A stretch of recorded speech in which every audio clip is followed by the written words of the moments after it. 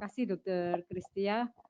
Selamat pagi para senior dan teman sejawat sekalian. Pada pagi hari ini kami akan menyampaikan jurnal. Jadi ini sebenarnya tidak kajian tapi lebih seperti jurnal reading, dan topik kali ini adalah tentang gambaran klinis dan epidemiologi anak-anak dengan coronavirus. Apa yang akan saya sampaikan nanti mungkin agak berbeda dengan format-format dari presentasi yang sebelumnya, karena nanti kami juga akan mencoba meramukan dengan beberapa data yang sudah kami punya di Indonesia. Saya mulai dari skenario klinis ya. Jadi ini supaya kita tidak hanya sekadar membaca jurnal saja, tetapi memang mengapa kita melakukan kajian jurnal ini, karena bermula dari beberapa permasalahan atau hal-hal yang kita hadapi di masyarakat. Salah satunya ini adalah salah satu kasus di salah satu kota di Indonesia, seorang anak perempuan berumur 11 tahun dengan riwayat demam 5 hari, batuk 2 hari, dan sesak. Anak ini tinggal di suatu area transmisi lokal, kemudian dia berlibur di tempat yang bukan area transmisi lokal, dan pada waktu dibawa ke rumah sakit dalam kondisi syok. Informasi singkat dari anak ini yang didapatkan adalah ada obesitas juga. Hasil pemeriksaan lab seperti yang terlihat pada slide ini, kita lihat ada peningkatan hemoglobin, leukositnya masih dalam batas normal, limfositnya limfopenia, dan trombositopenia. Karena kondisi syok, pasien kemudian dilakukan resusitasi cairan, tetapi sayangnya pasien meninggal setelah dirawat selama kurang lebih 15 jam. Hasil swab dari anak ini ternyata menunjukkan hasil positif untuk SARS-CoV-2. Ya. Kemudian ada lagi, ini kebetulan banyak WA yang masuk ke saya menanyakan hal-hal tentang COVID pada anak. Ini kasus yang lainnya. Pasienku umur 18 bulan, PDP, kondisinya membaik. Sesudah kupulangkan ternyata hasil swabnya positif. Yurpiejal gitu. Nah, ini kan Cochrane rasa Jawa ya. Gimana dong kalau seperti ini gitu. Jadi ini memang suatu kondisi yang memang ada di lapangan, sehingga sebenarnya bagaimana sih gambaran klinis dan laboratoris, kemudian gambaran epidemiologis dari anak-anak yang menderita COVID-19 ini. Nah, sesuai dengan alur, kalau kita ingin memakai evidence based practice, itu kita membuat PICO. Ini sederhana sekali PICO-nya, jadi kita ingin mengetahui anak-anak dengan COVID-19, tidak ada intervensi, tidak ada comparison, kita ingin mengetahui bagaimana sih clinical karakteristiknya terkait data demografisnya, kemudian laboratorium, tes X-ray dan outcome-nya, dan juga mungkin transmisi lokalnya. Dari searching sederhana menggunakan PICO ini, kita dapatkan sekitar 13 artikel. Banyak sekali, tidak banyak, maaf. Pada anak masih sangat terbatas, hanya sekitar 13 artikel, dan utamanya berasal dari Cina. Beberapa yang di luar Cina itu adalah dari Italia dan dari Iran. Kemudian kita pilih salah satu. Systematic review sudah ada beberapa waktu yang lalu terkait dengan clinical karakteristik ini, tetapi sebenarnya itu bukan suatu systematic review, dia seperti scoping review, dan cara penyampaiannya sayangnya kurang sistematik, sehingga kita memilih salah satu jurnal yang akan kita sampaikan di sini yang dipublish di Lancet Infectious Disease. Nanti kita akan melihat kenapa sih hanya menyampaikan 36 anak dengan coronavirus, dan ini hanya suatu penelitian deskriptif saja bisa masuk ke Lancet Infectious Disease. Sehingga kita tidak hanya belajar tentang COVID saja, tetapi kita juga belajar bagaimana kita mengolah suatu data, bagaimana kita mempublikasikan suatu artikel kita. Nah, latar belakang dari penelitian yang dipublikasikan di jurnal tersebut adalah bahwa COVID pada anak ini dari beberapa literatur ternyata proporsinya memang tidak banyak. Jadi hanya sekitar 2,1% dari seluruh pasien-pasien yang terkonfirmasi sekitar 40.000 pasien yang terkonfirmasi sebagai COVID-19 di Cina, dan 1,2%-nya adalah asimptomatik. Kemudian di jurnal ini juga disebutkan bahwa mereka menyebutkan tentang SARS dan MERS juga yang dua-duanya disebabkan oleh coronavirus. Itu pada anak ternyata baik pada SARS maupun pada MERS itu juga proporsinya tidak banyak. Kemudian walaupun outcome-nya itu cukup baik pada SARS, tetapi ternyata pada beberapa anak SARS ini bisa menyebabkan gejala sisa kurang lebih selama 6 bulan. Jadi tetap ini adalah satu hal yang penting bahwa kita ingin mengetahui bagaimana sebenarnya clinical features atau karakteristik klinis pada anak dan epidemiologinya supaya kita sebagai tenaga kesehatan nanti bisa mengidentifikasi dengan baik, dan tentunya dalam kondisi kita tahu bahwa penularannya ini sangat masih misterius, kita bisa memberikan edukasi dan isolasi yang sebaik-baiknya bagi anak-anak khususnya yang mungkin bisa kita curigai sebagai sumber penularan.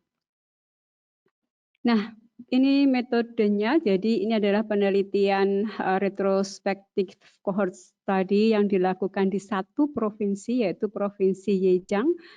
Provinsi Zhejiang ini lokasinya sekitar 900 kilo sebelah timur dari Wuhan. Itu panahnya, Wuhannya ada di tengah. Jadi ya lumayan dekat kalau dibandingkan dari Indonesia ya. Dilakukan di 3 rumah sakit saja. Nah, mereka mengikut sertakan anak-anak yang berumur 16 tahun atau kurang dan sudah mempunyai data bahwa secara laborat dari hasil swab nasofaring itu COVID-nya positif. Jadi data ini didapatkan secara retrospektif dari electronic medical record mereka, yang melakukannya adalah 2 orang dokter yang sudah terlatih untuk mengekstraksi data dari medical record. Ini yang saya sarikan dari jurnal tersebut. Jadi di sana screeningnya itu sebenarnya kurang lebih sama dengan yang ada di Indonesia. Semua anak-anak dengan batuk, demam, dan ada gambaran radiologis pneumonia pada awal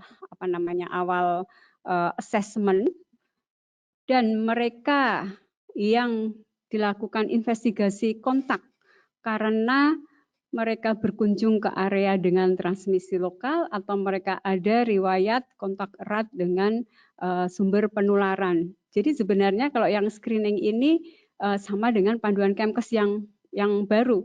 Poin pertama ini adalah sama dengan poin 3 kriteria PDP di Indonesia. Jadi semua anak dengan batuk, demam, dan radiographic presentation di sini mungkin bisa diinterpretasikan sebagai gambaran pneumonia dan dirawat di rumah sakit. Kemudian yang sebelah kanan apa kiri? Sebelah kanan kita, box sebelah kanan kita ini adalah manajemen untuk anak-anak yang sudah terkonfirmasi COVID di provinsi tersebut. Jadi yang pertama mereka meng-assess severity of the disease-nya, kemudian pengobatan yang dilakukan, poin 1 sportif umum, kemudian dia manajemen untuk demamnya, pemberian oksigen jika perlu itu sama secara umum untuk manajemen anak dengan pneumonia. Yang berbeda di sini adalah mereka memberikan obat-obat antivirus yaitu interferon alfa apa gamma ya nih? Alfa ya. Alfa dan leponavir, ritonavir.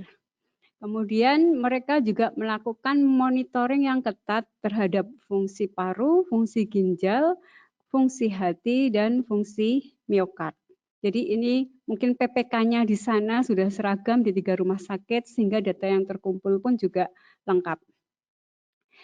Ini mohon maaf slide-nya kecil-kecil tapi tidak akan saya bacakan, hanya memberitahukan ke Bapak Ibu sekalian bahwa kriteria yang dipakai di sana ada 3 untuk severity of the disease-nya. Jadi dia adalah mild disease atau sakit ringan itu hanya ISPA saja.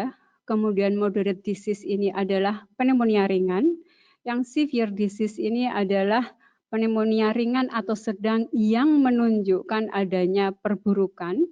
Kemudian ada critically illness, itu adalah adanya perburukan yang cepat, ada septic shock, atau ada bukti adanya kegagalan organ.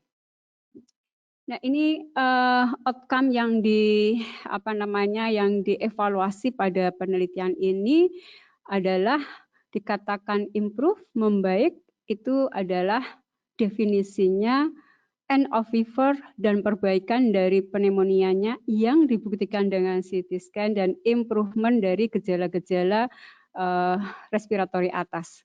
Kemudian yang kedua adalah sembuh kalau dia sudah bebas demam 3 hari, kemudian tidak ada gejala klinis yang lainnya, dan RT-PCR untuk SARS-CoV-2-nya negatif 2 kali berturut-turut. Ini sama dengan yang kita pakai.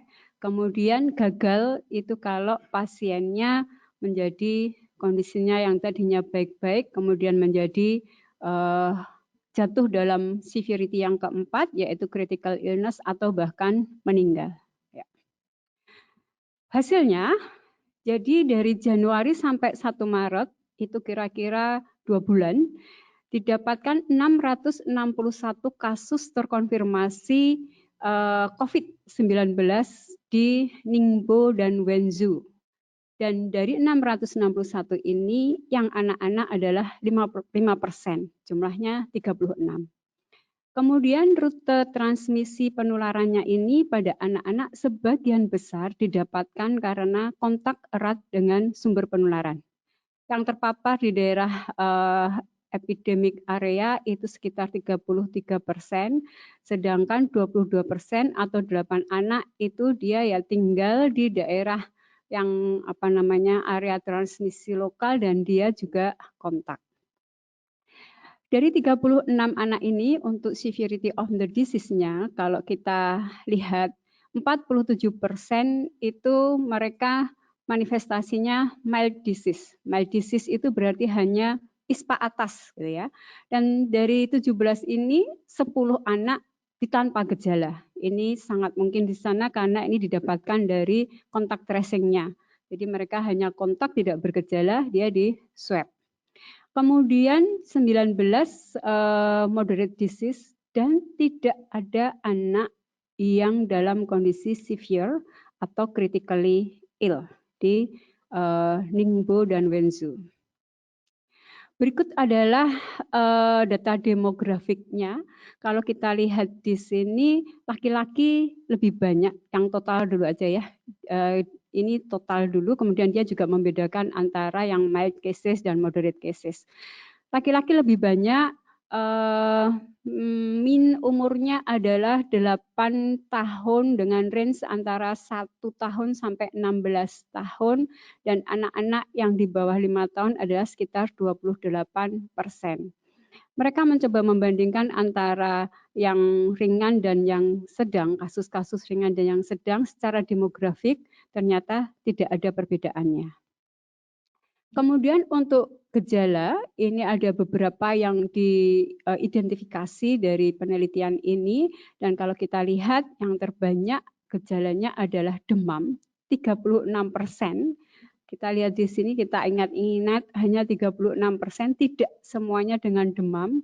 Kemudian batuk, ini juga hanya didapatkan pada 19% atau 7 anak.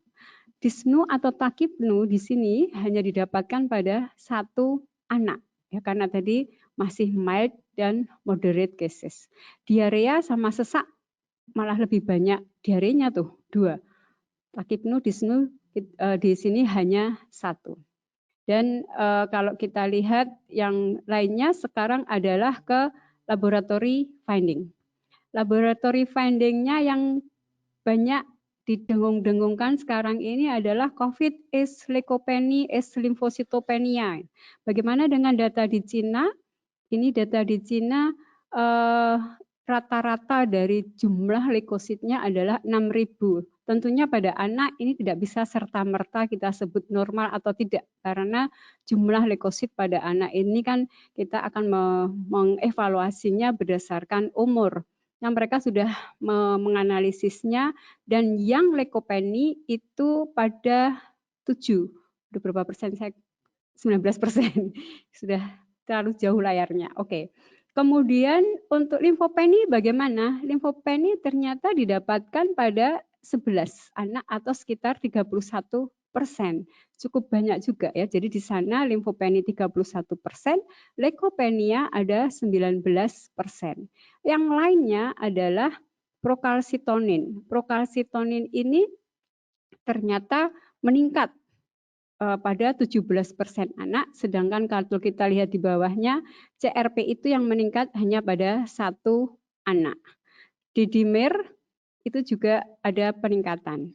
Kemudian kalau dibandingkan antara kasus-kasus yang ringan dan kasus yang moderate, ini tentang jumlah limfositnya, kasus-kasus yang ringan ini jumlah limfositnya masih lebih banyak dibandingkan dengan yang sedang. Kemudian prokalsitonin ini juga bisa sebagai penanda bahwa pada kasus-kasus yang moderate itu dari penelitian ini menunjukkan lebih tinggi bermakna dibandingkan dengan anak-anak dengan kasus yang ringan.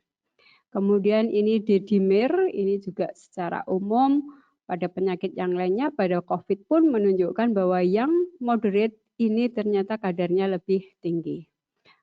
Banyak sekali yang diperiksa pada di rumah sakit di Cina tersebut, kreatinin kinase MB dan sebagainya, tetapi yang kelihatan bermakna adalah berbeda bermakna antara mild dan moderate itu adalah pada kreatinin kinase MB. Untuk CT scan toraks secara umum didapatkan gambaran opasitas multiple atau patchy dan pada 53% separuh dari kasus-kasus itu ada gambaran ground glass opacities yang menunjukkan adanya pneumonia seperti yang terlihat pada gambar yang di sebelah kiri. Yang di sebelah kanan itu adalah yang multiple opacities. Next terapinya. Terapi hanya 17% anak yang mendapatkan terapi oksigen. Dan yang menarik di sini adalah 100% anak mendapatkan interferon alfa. Ini berarti anak yang asimptomatik pun diberi, ya kan? Karena 36 tadi 10-nya asimptomatik. Lopinavir dan ritonavir diberikan kepada 39% anak atau 14 anak. Bagaimana dengan outcomes-nya? Mereka mengevaluasi lebih detail, tidak hanya sembuh dan mati dan pulang saja, tetapi ini mereka juga memberikan informasi tentang waktu yang dibutuhkan dari anak itu masuk sampai SARS-CoV, RT-PCR-nya menjadi negatif. Rata-rata dibutuhkan waktu 10 hari. Kemudian lama rawat inapnya itu rata-rata adalah 14 hari. Nah, sampai dengan akhir Februari, tadi penelitiannya dari 17 Januari sampai 1 Maret kan, itu semua pasien sembuh. Dan mereka di sana setelah sembuh dipulangkan, masih di karantina, tapi saya tidak di jurnal itu tidak disebutkan di karantinanya tetap di rumah sakit atau di suatu gedung tertentu atau mereka karantina rumah. Ini yang kita ambil pelajaran saja bagaimana mereka berhati-hati dalam menata-laksanai anak-anak yang sudah positif COVID-nya.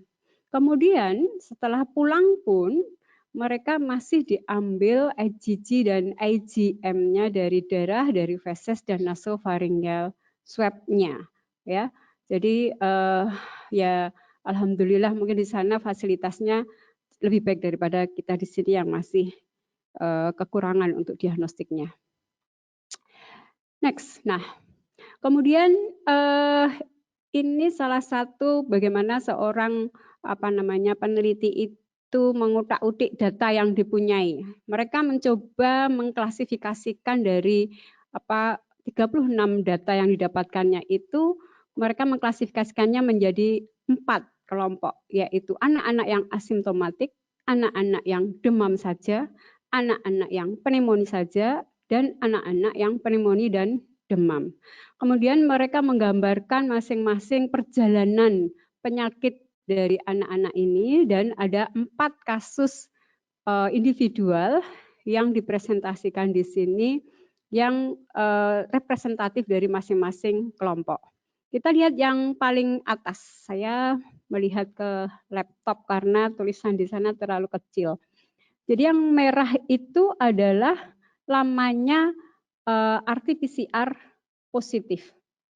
Kemudian yang biru, yang garis mendatar, yang biru itu adalah pneumonia tanpa pneumonia atau dia sembuh. Kemudian yang hijau itu adalah pemberian interferon alfa. Garis awal yang pertama itu biru pertama adalah masuk, yang terakhir itu adalah pulangnya. Kemudian kalau kita lihat keempat-empatnya, kita lihat yang asimptomatik itu dia dirawat sampai 16 hari, fever only 16 hari, pneumonia only 17 hari, yang pneumonia dan demam 20 hari. Kemudian yang kasus pertama, ini kalau kita lihat, positif RCT-nya itu terjadi selama 10 hari. Artinya arti PCR-nya ini menjadi negatif setelah hari ke-10. Kemudian yang kedua itu setelah hari ke-9.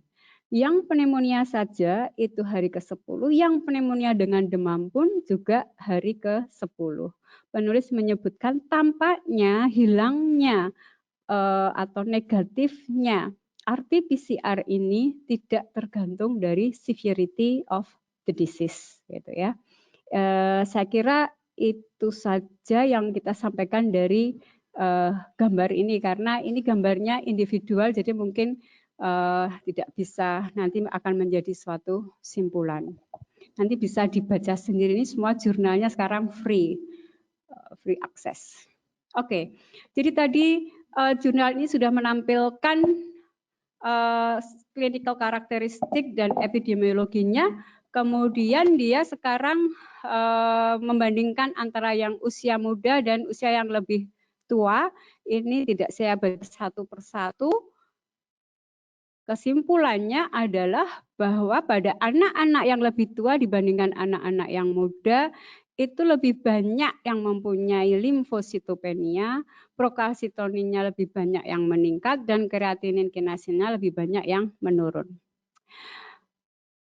Hal lain yang menjadi kekuatan jurnal ini dan yang menurut saya mengapa dia bisa masuk ke Lancet Infectious Disease, ini dia tidak hanya menampilkan data yang dipunyai sekarang, tetapi dia juga membandingkan data-data yang dipunyai pada saat mereka mendapatkan pandemi SARS, mendapatkan musim H1N1. Dan dia juga membandingkan bagaimana COVID pada anak dan COVID pada dewasa. Dan kesimpulannya adalah pediatric COVID ini kalau dibandingkan dengan dewasa, clinical manifestation-nya adalah lebih ringan. Kemudian kalau dibandingkan dengan SARS, itu proporsi kejadiannya dan severity of the disease-nya ini juga lebih ringan. Kemudian kalau dibandingkan dengan H1N1 influenza, ini lebih banyak pneumonia-nya. Jarang yang infeksi saluran napas atas saja. Ya, jadi ini salah satu tambahannya. Nah, kemudian tentunya kita harus mempertimbangkan bahwa kelemahan dari penelitian ini adalah retrospektif dan sampel size-nya terbatas hanya 36, tetapi mestinya semua memahami dalam kondisi seperti ini jurnal yang seperti ini pun sangat penting bagi kita sebagai acuan. Saya tidak membahas, menyampaikan tentang diskusi yang disampaikan di jurnal ini karena isinya kurang lebih membandingkan dengan publikasi-publikasi yang sudah ada dan gejala-gejalanya kurang lebih adalah sama, hanya berbeda proporsinya. Mungkin akan lebih baik kalau dari Cochrane Indonesia mencoba menyatukan beberapa ini, artikel-artikel ini untuk kemudian kita bikin summary-nya. Ya, kesimpulan dari jurnal ini adalah bahwa transmisi pada anak untuk COVID ini sama, yaitu close contact dan dia terpapar di daerah epidemik. Kemudian gejala yang sering dijumpai adalah demam, batuk kering, dan pneumonia ringan. Kemudian hampir 50% dari pasien ini gejalanya tidak jelas dan gambaran radiologisnya juga baik-baik saja. Kemudian adanya 10 anak yang asimptomatik ini menunjukkan bahwa sebenarnya mengidentifikasi kasus COVID-10 pada anak ini sulit kalau kita tidak menganamnesis dengan baik riwayat paparannya. Nah, ini juga mestinya menjadi, saya kira semua orang sudah concern bahwa community acquired infection ini yang sangat penting harus kita perhatikan. Tidak hanya anak-anak yang dirawat di rumah sakit saja yang menjadi perhatian kita, mestinya anak-anak yang terpapar di luar ini juga harus ada gerakan untuk melakukan investigasi kontak. Selanjutnya, terlepas dari jurnal ini, saya mencoba membandingkan data yang ada di Indonesia. Kebetulan UKK Respirologi Ikatan Dokter Anak Indonesia saat ini sedang mencoba mengumpulkan data-data. Ini lebih banyak komunikasi personalnya. Kami sudah mencoba mencari di website, menghubungi ke Kemkes, apakah bisa mendapatkan data per golongan umur, sampai sekarang belum mendapatkan informasinya. Jadi sampai dengan kemarin sejak tanggal 2 Maret sampai 30, bukan 3 ya itu, nolnya gelundung. 30 Maret itu kami mendapatkan data 22 kasus anak. Sayang sekali 2 meninggal. Dari 22 kasus ini kami masih berupaya menghubungi para dokter spesialis anak, sekiranya berkenan memberikan datanya untuk kita share bersama-sama. Masih belum semuanya lengkap, masih dalam proses. Ini hanya sekedar penyampaian awal saja. Jadi yang mempunyai data demografik ada 14 anak. Usia saat ini yang kita ketahui paling muda adalah 1 bulan dan yang paling tua adalah 17 tahun. Sama dengan yang disampaikan di jurnal tadi, lebih banyak terjadi pada laki-laki, tetapi mode of transmission-nya, model penularannya, kalau tadi banyak close contact, di tempat kita yang teridentifikasi sekarang biasanya kalau di anamnesis adalah habis berkunjung ke area transmisi lokal. Mungkin saja ini berbeda karena investigasi kontak kita belum berjalan dengan baik. Kalau sudah berjalan dengan baik, mungkin jumlahnya akan bertambah banyak pada anak-anak dan mode of transmission dari close contact ini juga mungkin akan bertambah banyak. Gejalanya, kalau tadi masih ingat di jurnal tadi, demam hanya pada 36%. Di sini dari 11 anak yang datanya sudah kami kumpulkan, semuanya demam, semuanya batuk, semuanya sesak. Dari yang sesak di Cina itu hanya 1. Sehingga di Indonesia ini tampaknya agak berbeda gambarannya dibandingkan dengan di Cina. Kemudian hasil labnya kalau kita lihat itu 4.000 berkisar dari 4.000 sampai 26.600 jumlah leukositnya. Saya mencoba mengklasifikasikannya berdasarkan umur, mudah-mudahan matanya tadi malam masih bagus, kurang lebih yang normal itu 6. Leukopenia hanya didapatkan pada 2 anak dan leukositosis pada 2 anak. Yang limfositopenia ini 3. Ini data sementara ya, jangan dipakai sebagai acuan pasti, tetapi paling enggak kita punya gambaran umum daripada meraba-raba sama sekali. Kemudian akan saya sampaikan, mohon maaf minta waktu, mungkin ada sekitar 5 slide lagi beberapa kasus yang sudah kami kumpulkan untuk dipelajari bersama-sama. Ini kasus COVID, salah satu kasus, semua kasus yang saya sampaikan di sini adalah kasus positif. Jadi ini anak 15 tahun laki-laki, gejalanya demam, batuk, pilek, sakit tenggorokan, sesak, dan mimisen. Ini baru saja berkunjung ke salah satu area transmisi lokal. Pasien ini dari daerah non-transmisi lokal. Kita lihat labnya di sini, leukopenia, trombositopenia, dicurigai adanya denggi karena trombositopenia, diperiksa IgG, IgM-nya negatif. Anak ini ada komorbidnya asma. Terapi yang diberikan oleh dokter yang merawat adalah azitromisin dan oseltamivir. Outcome-nya alhamdulillah sembuh dan pulang. Lama perawatan on proses datanya. Kemudian anak 8 tahun laki-laki, demam, batuk, pilek, fatik, muntah, diare, sesak juga. Kemudian dia juga berkunjung ke area transmisi lokal, bapaknya PDP. Belum jelas bapaknya jadinya confirm atau tidak. Labnya kalau kita lihat 8 tahun 12.600 ini masih normal, trombositnya saya kira juga masih normal, ini komorbidnya juga asma sembuh. 3 tahun laki-laki demam dan batuk 3 hari dan sesak, dikelola juga sebagai pneumonia, ini juga hanya tanda petik berkunjung ke area transmisi lokal tanpa jelas dia kontak dengan siapa. Labnya masih dalam batas normal untuk leukositnya, limfositnya belum kami hitung ini termasuk limfopenia atau tidak. Trombositnya normal, CRP-nya tidak diperiksa, tidak ada komorbid, dan pasiennya baik pulang. 22 bulan perempuan, batuk 4 hari, demam 1 hari, sesak. Kalau kita lihat di kasus-kasus yang sebelumnya tadi, gambaran radiologisnya tampaknya dia infiltrat ringan-ringan saja. Dan di beberapa literatur yang lalu disebutkan bahwa efusi pleura itu jarang ditemukan pada CT scan-nya. Tapi ini adalah salah satu pasien kita di salah satu kota yang dengan gambaran efusi pleura. Masih belum jelas ini apa namanya outcome-nya, saya belum mendapatkan datanya. Kemudian yang ini anak dengan underlying disease penyakit jantung bawaan. Ini habis berkunjung ke suatu area transmisi lokal, pulang-pulang dia menjadi PDP karena pneumonia, diperiksa ternyata hasilnya positif. Labnya, leukositnya juga normal, limfositnya juga tidak limfopenia. Satu lagi 8 bulan demam, batuk, diare, sesak. Bapaknya dari Jakarta sehat.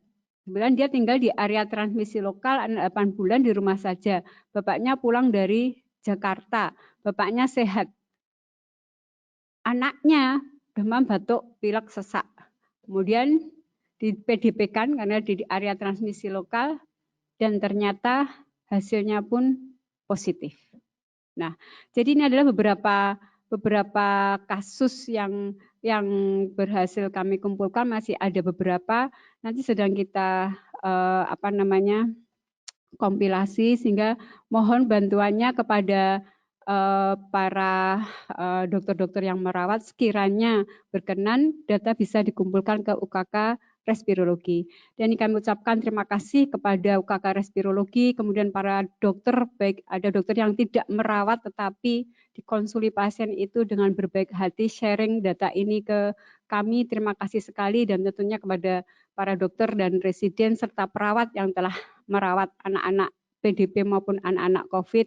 Apresiasi kami yang setinggi-tingginya, semoga semuanya sehat dan kita bisa memberikan manfaat kepada anak-anak Indonesia. Terima kasih. Assalamualaikum warahmatullahi wabarakatuh.